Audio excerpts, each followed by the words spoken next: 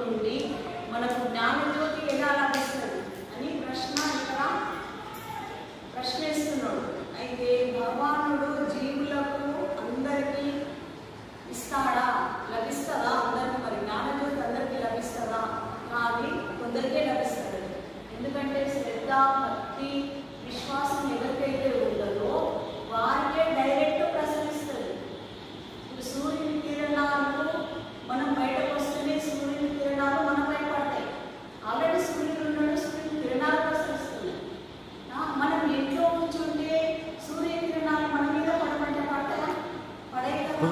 అలాగే గురువు, సద్గురువు యొక్క కృప కూడా మనపై వారి దగ్గర కూర్చొని వినయంతో, శ్రద్ధ, విశ్వాసంతో వారు మనకు సంత మహాత్ములు లభించిన ఎడల వారి దగ్గర విధేయులతో కూర్చుని వాళ్ళ ప్రవచనాలు వినినా లేకపోతే వారిపై శ్రద్ధ, విశ్వాసం కల్పించుకొని మనం ధ్యానం చేసినా కూడా వారి కృప సూర్యుని కిరణాల వల్లే డైరెక్ట్ మనకు ప్రసరిస్తుంది.